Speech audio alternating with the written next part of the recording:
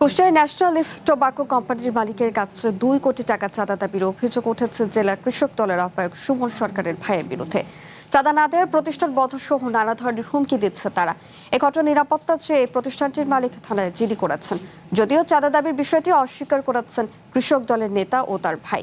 Police বলছে তদন্ত করে আইনি ব্যবস্থা নেওয়া হবে।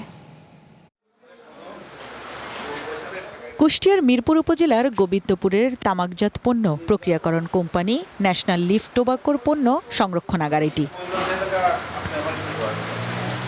গত 31 জুলাই রাতে প্রতিষ্ঠানটির ম্যানেজার এনামুল হক ও রকিবুল ইসলামকে নিজ কার্যালয়ে ডেকে নেয় জেলা কৃষক দলের আহ্বায়ক সুমন সরকারের ভাই সুজন সরকার ও শান্ত সরকার। পরে তাদের কাছে 2 কোটি টাকার চাঁদা দাবি করা হয়। তবে চাঁদা না দেওয়ায় প্রতিষ্ঠান বন্ধ করে দেয়া সহ নানা ধরনের হুমকি দেয়া হচ্ছে বলে অভিযোগ ওঠে। এ অবস্থায় চরম নিরাপত্তাহীনতায় ভুগছেন প্রতিষ্ঠানটির কর্মকর্তা কর্মচারীরা। শান্ত সরকার আমাকে বলে, আপনার সাথে আলোচনা করে হবে না, আপনার মূল মালিককে লাগবে।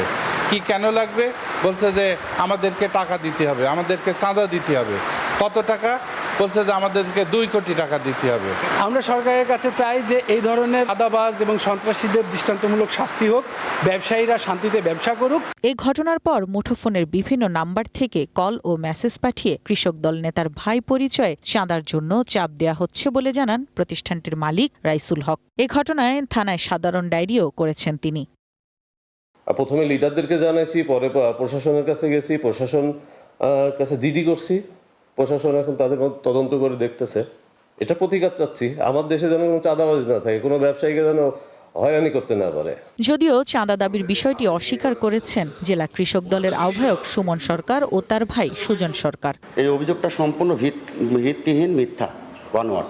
আমি যদি 2 কোটি টাকা চাঁদা চেয়ে থাকি, আপনারা যে রাষ্ট্রীয়ভাবে যে শাস্তি দেবেন সেটা আমি মাথা পেতে নেব। অবশ্য চাঁদা দাবির অভিযোগের বিষয় তদন্ত করে আইনি ব্যবস্থা নেওয়ার কথা জানিয়েছে পুলিশ।